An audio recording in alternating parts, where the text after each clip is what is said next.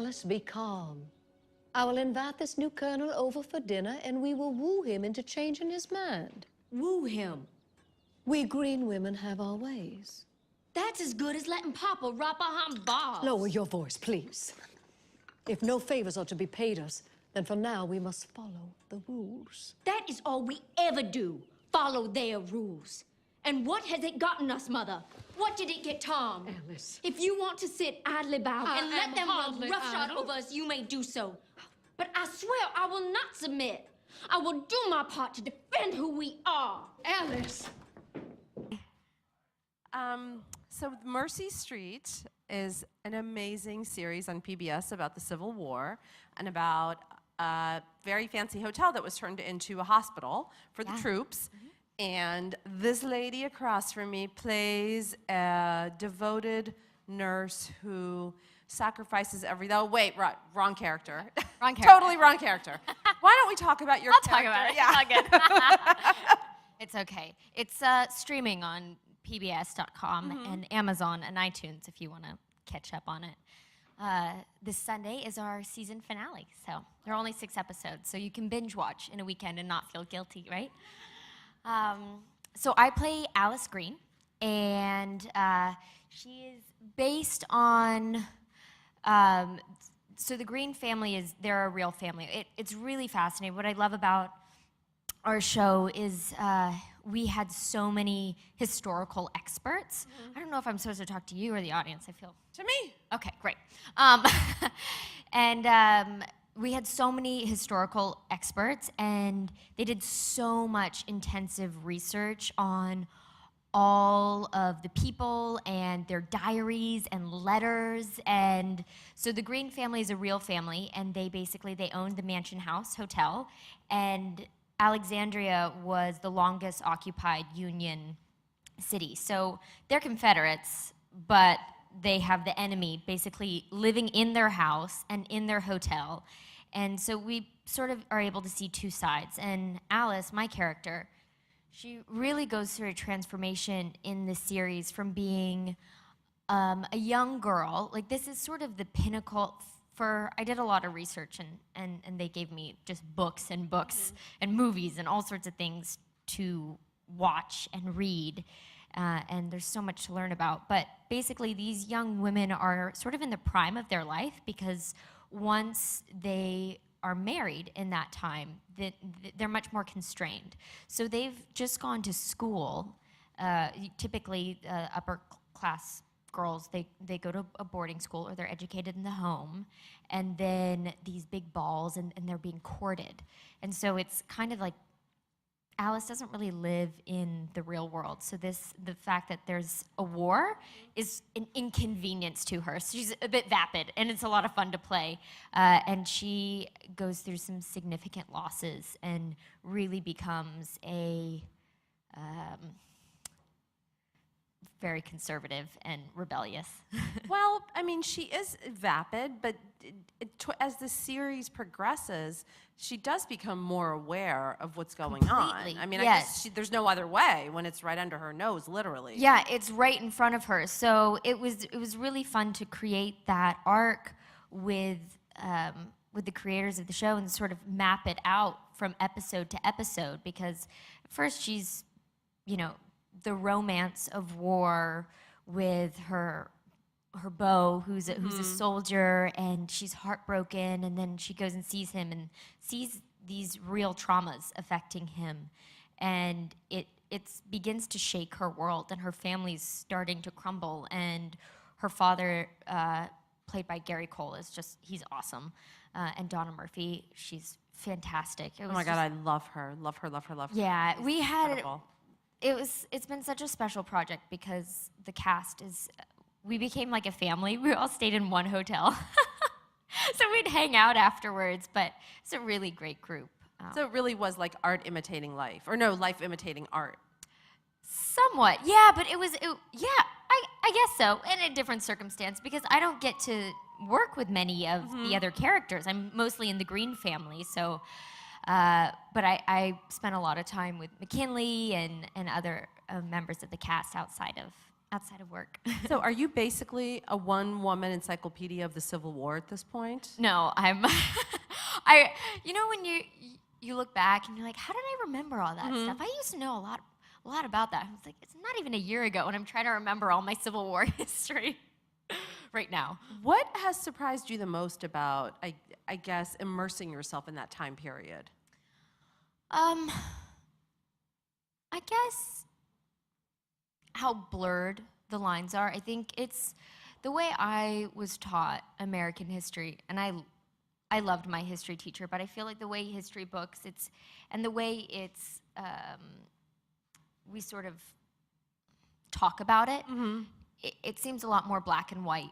And what I love about the show and what I loved about researching is this show, it humanizes each of the characters. No one is, although she's a Confederate, you know, I remember reading that in the breakdown. I was like, the enemy. Weird, right? That's right, your first reaction. It's weird, but she has so much emotion and feeling, and her worldview is so radically changed, and I have empathy for her because she has so much pride. There's so much pride of where she's coming from and what she's known and what she's promised about her future, and she doesn't know the other side. And I love the way the show, and also doing research, it goes back and forth. It's like, well, there was this perspective and this perspective, and this was going on and this was going on, and it's like no one is right or wrong necessarily. It just depends on sort of what lens they're looking at it through. I mean, obviously, slavery is wrong, but that's not the point. But that's actually not what this deals with. That's not what it's about. It's more the human interaction of, you know, this family falling apart, and who is to blame for that. And that's how she's looking at it. I'm probably not supposed to say this, but your character is my favorite one. Oh. Because I really feel that I would probably, if put in that situation, be like her.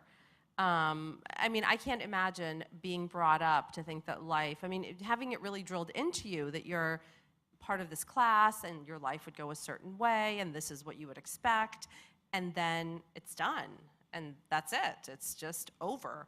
And she doesn't react well. Like, she doesn't find her inner Florence Nightingale and become all noble and caring and giving. She's like, God damn it, you know? Like, yeah, she's pissed off. Yeah. Yeah, and that's really what ended up happening in the South is all these, I mean, the majority of men died in the Civil War, and these women are left to their own devices. It's like their husbands are gone, their brothers are gone, their fathers are gone, and they're left to sort of, it actually gave them a lot more freedom than they had before to be very politically active.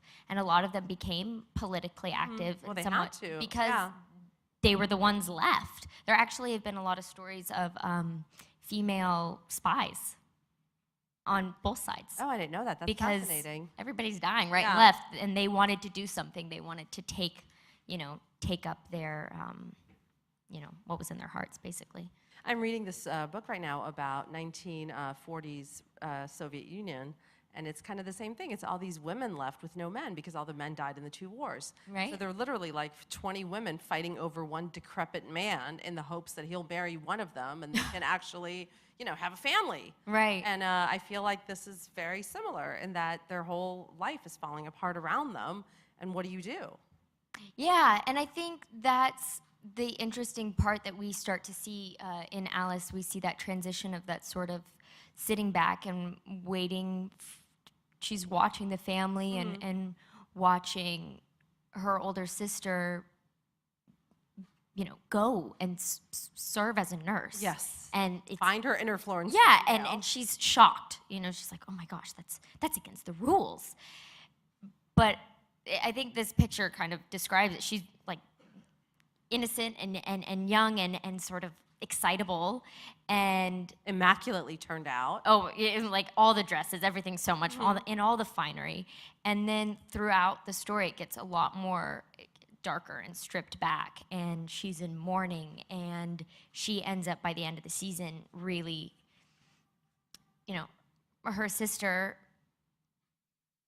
goes more of the Florence Nightingale path, and Alice turns the other way, and she's more on the dark side. And her dad has some legal problems, so there's that. Can we please talk about the costumes and the corsets? Yes. Do you just wear corsets for fun now? Like just like when you go to class in college, you're like, I'm gonna wear a whalebone corset just because I can. No, no, I don't. Actually, it helped me with my posture. It did do that, and it also. It does, right? Like it makes you.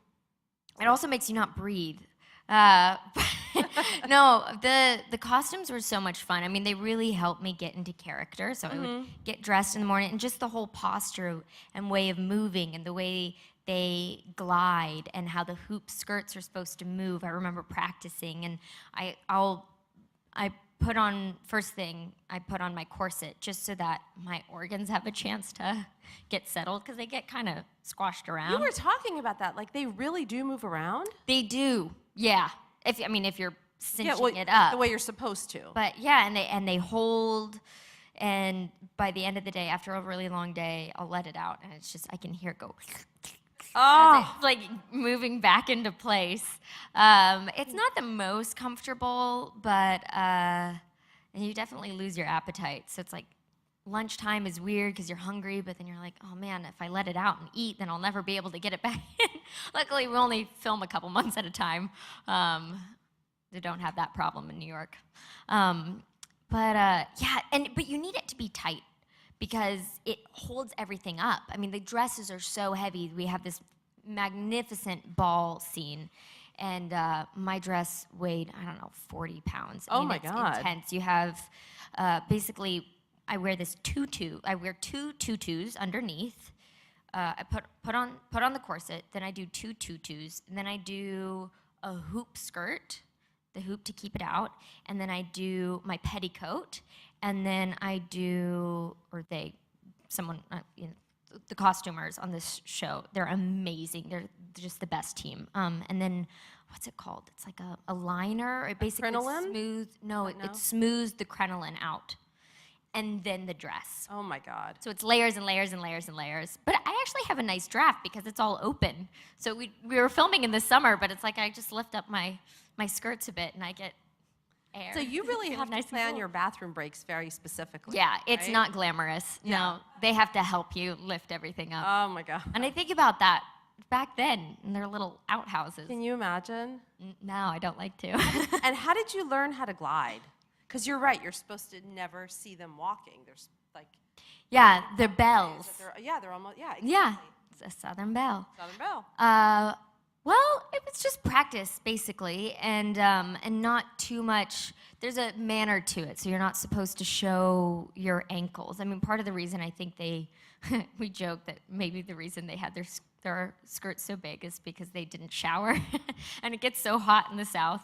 But I think it was also, if you show your ankles, that's very inappropriate. There are certain things like gloves. Anytime a woman went out, I would always have to wear full, like the bonnet, the sweater, the gloves. Even if it's like 90 degrees out. Yeah, yeah. Any bit of skin is not permissible. It's not appropriate. Good God, thank God we live in like 2016. Right? Can you know. even imagine? But there's something so thoughtful about it. There's a reason to sort of there is this gentility and this sort of culture that I'm happy I don't live in that time now, but it sure is fun to visit for to 4 visit. months out of the Yeah. year. Are you anything at all like Alice? I think I'm strong-willed like Alice, and I definitely speak my mind. I don't have a huge filter. She doesn't either. And she's very loyal. And I'd like to think I'm loyal. That's a good characteristic. But yeah, I really think she's such she's just in such a confused time, and sometimes I pity her because I wish she wouldn't have to go through so much tragedy. I mean, obviously she's not real, but I have empathy for younger people who are put in really intense situations, and it makes sense why someone would get so radicalized at a young age. And here you are, you live in New York. You are based in New York, right? Mm-hmm. And this lady, by the way, we were trying to schedule a phoner with her a few weeks ago, and we were having trouble setting up a time because she had finals. Do you know how rare it is to actually meet an actor who has finals? They're just not employed, but they will be. No, but who actually like puts school first. I think that that's pretty incredible. Thank you. Yeah, it's I love school. I mean, it's a lot of work, but I love going to school in New York. It's my favorite place to be. Was that always part of your goal that no matter what happened, you would go to college? Yeah, it was. I remember people asking me what I wanted to do when I got older, and I'd always say, well, I definitely want to go to school, and I think I want to act, but I guess it was never really a guarantee. There was always something that drew me to performance and to acting, and I started at a really young age, and I knew that I loved it, and it was so much fun. But being out of school, I always stayed in school, but I think being out of school made me really value my education and value my peers and my teachers or my professors, because I felt like I got so much when I came back. I was so excited to be there. And so I think actually working at a young age made me even more committed to being, to going to college. And honestly, I don't think it hurt Jodie Foster or Natalie Portman's careers to go to college. No, I mean, everybody has their own, there's no right or wrong way to do it. I just know that I have a lot of different interests, and there are certain things that I know I won't be exposed to if I don't go to school, you know? There are certain things I won't learn about if I don't get to choose my peers or choose a project I want to be on. And it's just, well, I guess I'm choosing a class, but I love my classmates because they're so diverse and their interests are so diverse, and they're so smart. You know, I always get in a room, I'm like, oh my gosh, they know so much. You know, and it's fun just being around that and being around people my age who are figuring everything out too, and what they want to do and who they want to be and what dreams they have, where we want to travel. It's great. Has it opened up any avenues for you of things you would consider doing other than acting? Well, I definitely am focusing my concentration on narratives, and so it's sort of helped me to focus my interest more that I do want to tell stories, and that I find them very compelling in, you know, when people, like Mercy Street is a great example. It's like, what a great way to learn history. It's by living it, and and you can really, I mean, I think Hamilton is a great example. Also, it's like, what a great story, but wait, you've been to see it? Oh my gosh, yes. How did you get tickets? I know people. I worked hard. I planned in advance. I took my mom. My mom was so excited. I have videos of her like trying to rap the lyrics. It's really cute.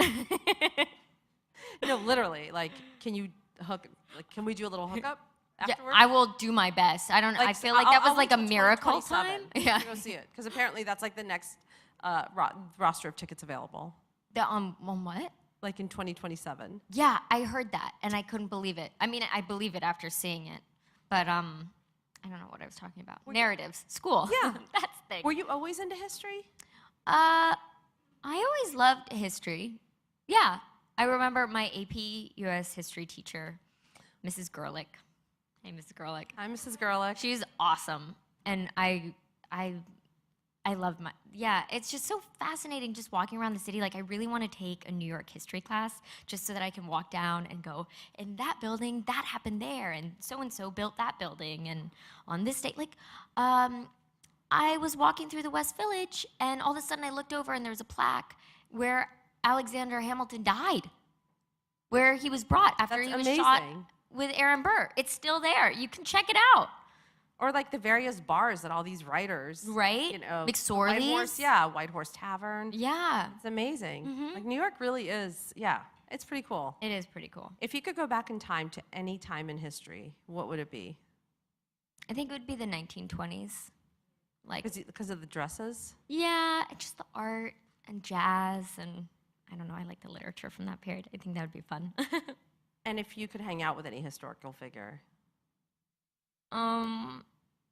Maybe Fitzgerald or Ernest Hemingway. I was just in Cuba. I did study abroad, and You went to Cuba? I thought, yeah, it's so fascinating. What was it like? So much. It's not an easy country to talk about at all, but it's really in transition. I mean, I know they just opened it up, right, to commercial airlines.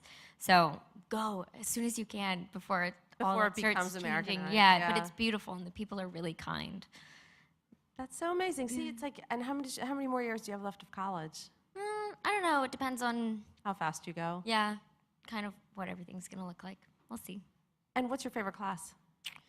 I took this Iliad class last semester. It was the Iliad and its legacies in drama, and it was I really love Greek tragedy. I find a lot of meaning in these sort of intense scenarios that are completely applicable to today's time, and I just think I just have an appreciation for good storytelling, and that's why I'm so honored to be a part of this production, because I feel like it really deals with real issues and the human complex and sort of all the intricacies around it.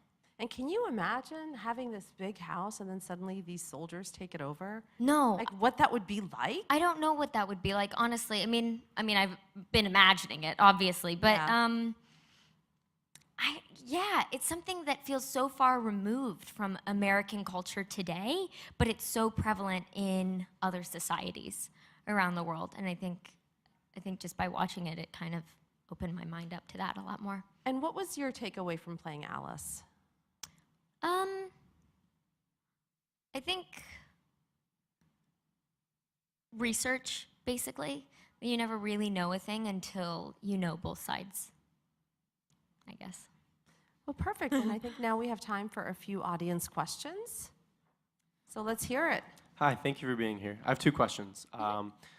Going off of that education bit there at the end, this is also kind of like from a personal place, kind of curiosity, because we're about the same age, and I remember growing up and watching your movies, just being so jealous of you and like other child actors. I was like, how do they balance? Like, do they go to school or do they not go to school? So it sounds like you have. So I was wondering if you could give any advice to your younger self and kids in your position, what would that be? And my second question is, since you appreciate the classics and a lot of literature, if you could play any character from, you know, the Iliad or a Fitzgerald book, who would it be and why? Sure. I'll go with the second question first. I'm reading Antigone. I'm actually taking Antigone right now in a class, so I think I'd want to play that role. I think that would be a lot of fun. And I guess, yeah, so I did go to school. When I was working, I had a tutor. So we'd have tutors on set, great tutors. And in some ways it was awesome because I could do a lesson that might have taken them 3 months to get through in class because there are 30 kids, you know, and they all need to get on the same page, and I could get it in a shorter amount of time, or maybe if I didn't understand something, we would take a little bit longer. So, I think if I gave myself any, I probably would have loosened up a little bit. I don't know, I was a nerd in high school. I think I got a little paranoid because I was always comparing myself to my classmates, thinking that I had missed out on something. So I would end up working even harder when I think I could have relaxed a little bit more and done things on the weekend, like ski. Like have fun. And now I'm a terrible skier. I was like, shit. Hi. Working on set, was there anything that you learned that you never knew about in regards to the Civil War? I don't know. I mean, there's so much. I feel like it's so far away because it feels like almost like a different year because it's a different era. But I guess what? I don't know. What do you want to know specifically about hospitals? About, like, they didn't have anesthesia, so they used chloroform. Actually, the Civil War was a revolutionary time for medicine because it forced doctors to really try to get ahead in medicine. Yeah, there's a line in one of the episodes where one of the doctors is bragging about how many amputations he performed in a day, and he was like, and only 2 died. So, and you're like, Oh, I guess that's a good statistic, right? I mean, Good for him, yeah. so. Hi, AnnaSophia. Hi. I know that you have such a range of film and TV shows under your belt, but what kind of parallels have you noticed, if any, among the roles that you've chosen to play?